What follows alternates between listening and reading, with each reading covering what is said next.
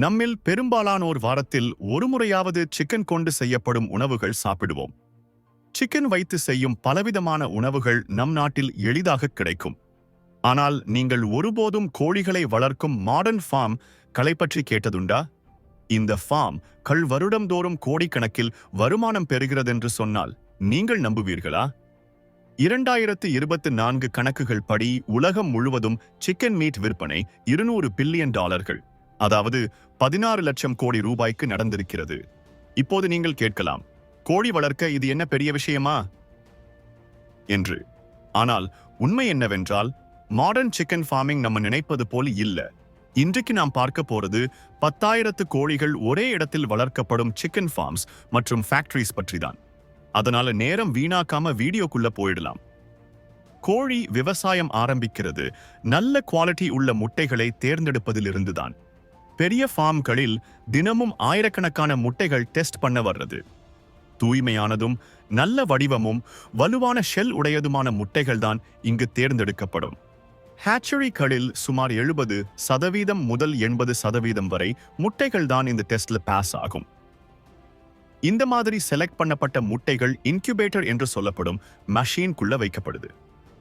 Incubator அப்படின்னா சரியான temperature maintain பண்ணும் மெஷின் தான்.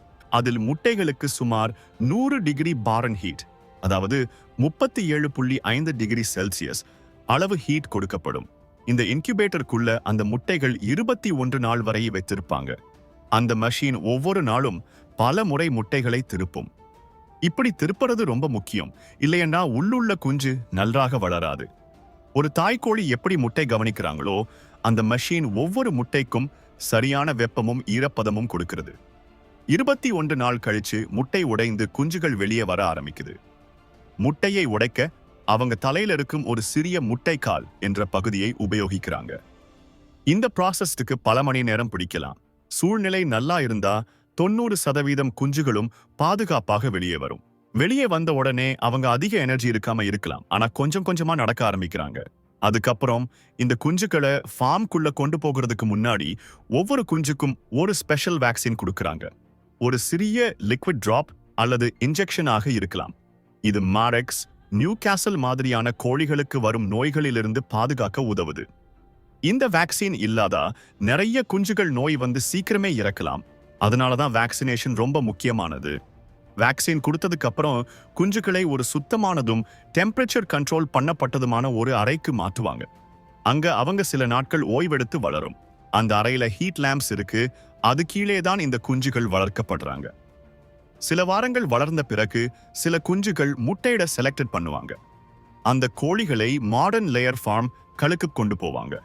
இங்க ஒவ்வொரு கோழிக்கும் கார்ன், சோய்பீன், கால்சியம் மற்ற வைட்டமின்ஸ் உள்ள ஃபுட் கொடுக்கறாங்க. கால்சியம் ரொம்ப முக்கியம், ஏன்னா அதுதான் கோழிக்கு வலிமையான ஷெல் உடைய முட்டையிட உதவுது. இப்ப முட்டைகள் எப்படி கலெக்ட் பண்றாங்கன்னு பார்ப்போம். மாதிரி விவசாயம் களியில மெஷின்கள் வச்சு ரொம்ப கவனமா முட்டைகள் எடுக்கிறாங்க. இந்த மெஷின்ஸ் முட்டைகளை மெதுவாக பெல்ட்ஸ்குள்ள போடுறாங்க. அந்த பெல்ட்ஸ் முட்டைகளை ஸ்டோர் ரூம்குள்ள கொண்டு போவாங்க. பெரிய ஃபார்ம்களில ஒரு நாளைக்கு 10,000 முதல் 1,00,000 வரையில முட்டைகள் கலெக்ட் பண்ண முடியும். இந்த மெஷின்ஸ் மெதுவா மூவ் பண்றதுனால முட்டை உடைச்சு போகிறதில்லை. இது நேரத்தை சேமிக்கிறதுக்கு நல்லது. அப்படி முட்டைகள் எடுத்து வச்சதுக்கு அப்புறம் அவங்கள சானிடைஸ் பண்ணவும் டெஸ்ட் பண்ணவும் ஒரு வேற அறைக்கு அனுப்புவாங்க. முதல்ல அந்த முட்டைகளை வெந்நீராலும் சாஃப்ட் பிரஷஸாலும் சுத்தம் பண்ணுவாங்க. இது ரொம்ப முக்கியமான ப்ராசஸ், ஏன்னா சால்மனெல்லா மாதிரி பாக்டீரியா இருக்க வாய்ப்பு இருக்கு. சுத்தம் பண்ணிய பிறகு கேண்ட்லிங் ப்ராசஸ்ல ஒரு லைட்குள்ள வச்சு செக் பண்ணுவாங்க. முட்டைக்குள்ளே கிராக் இருக்கா, பிளட் ஸ்பாட்ஸ் இருக்கா, இல்லனா ஷெல் கம்சோரா இருக்கா அப்படின்னு பாக்குறாங்க. நல்ல முட்டைகள் ஸ்ட்ராங் ட்ரேஸ்குள்ள பேக் பண்ணுவாங்க.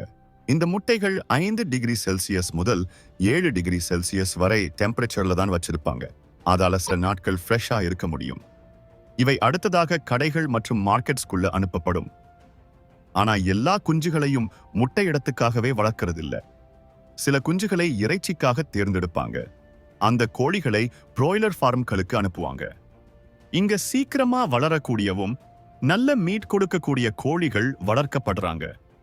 பிராய்லர் சிக்கன்கள் சாதாரணமாக 6 முதல் 7 வாரத்துக்குள்ள மீட்காக தயாராகிடும். ஒவ்வொரு பிராய்லர் சிக்கனுக்கும் ஹை புரோட்டீன் மற்றும் மற்ற நியூட்ரியன்ஸ் உள்ள ஸ்பெஷல் ஃபுட் கொடுக்கறாங்க. சில ஃபார்ம்களில டெம்பரேச்சர், லைட், ஃபீட் எல்லாமே சென்சர்ஸ், கேமராஸ் வச்சு ட்ராக் பண்றாங்க. ஒரு மாடர்ன் பிராய்லர் ஃபார்ம்ல 20,000 முதல் 50,000 வரை கோழிகள் ஒரே நேரத்தில் வளர்க்கப்படலாம். பிராய்லர் சிக்கன் கல் பெரியதா வளர்ந்ததும் அவங்கள சிக்கன் ப்ராசஸிங் பிளான்ட்டுக்குள்ள கொண்டு போவாங்க. இந்த ஃபேக்டரிஸ்குள்ள நிறைய மாடர்ன் டெக்னாலஜி வச்சு வேலை செய்யுறாங்க. இந்த மாதிரி மீட் ஆக்கப்பட்ட கோழிகளை பல முறை சுத்தம் பண்ணுவாங்க. அதுக்கப்புறம் விங்ஸ், லெக்ஸ், செஸ்ட் பீஸ் மாதிரி பல பகுதிகளா கட் பண்ணுவாங்க. ஜீரம்ஸ் வராம இருக்க எல்லாமே ரொம்ப கவனமா பண்றாங்க. நிறைய ஃபேக்டரிஸ் HACCP மாதிரி international food safety rules follow பண்றாங்க. ஒவ்வொரு வருடமும் உலகம் முழுக்க 100 மில்லியன் மெட்ரிக் டன்க்கும் மேலான கோழி மானசம் தயாரிக்கப்படுது. இந்த மீட் பிறகு பேக் பண்ணி ஃப்ரீஸ் அல்லது ரெஃப்ரிஜரேட்டர்ல வச்சு மார்க்கெட்ஸ்குள்ள அனுப்பப்படுது. உண்மையா சொன்னா சிக்கன் நம் உடலுக்கு ரொம்ப நல்லது. 100 கிராம் சிக்கன் பிரஸ்ட்ல சுமார் 31 கிராம் புரோட்டீன் இருக்குது மற்றும் வெறும் 3.5 கிராம் புள்ளி தான் இருக்கு. இதுல செலினியம், வைட்டமின் B6, நியாசின் மாதிரியான நியூட்ரியன்ட்ஸ் இருக்கு. பீஃப் மற்றும் போர்க் உடன் ஒப்பிட்டா சிக்கன்ல பேட் ஃபேட் கம்மி, கேலரிஸ் கம்மி. இதை நம் உடல் எளிதா டைஜஸ்ட் பண்ண முடியும். அதனால தான் டாக்டர்ஸ் மற்றும் athletes தங்கள் டயட்ல சிக்கன் வச்சுக்கிறாங்க. கோழியின் எலும்புகளில் போன் மேரோ, கார்டிலேஜ், கொலஜன் நியூட்ரிட் இருக்கு.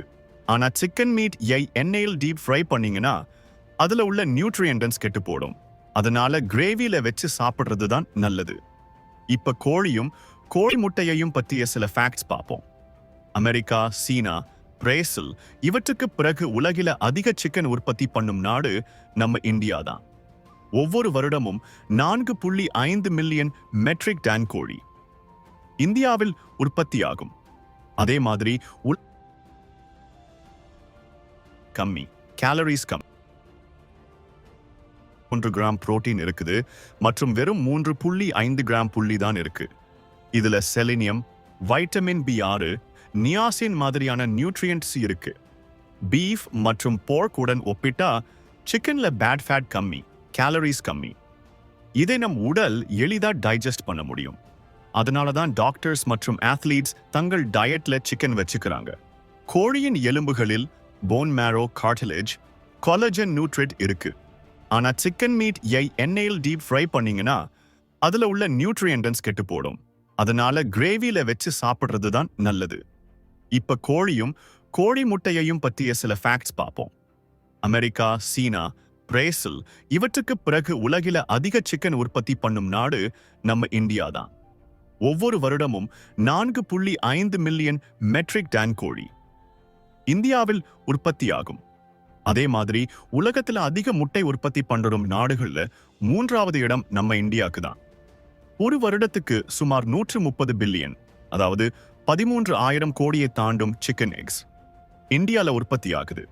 இந்தியால அதிகம் சாப்பிடப்படும் மீட் எது என்றால் அது சிக்கன் மீட் தான்.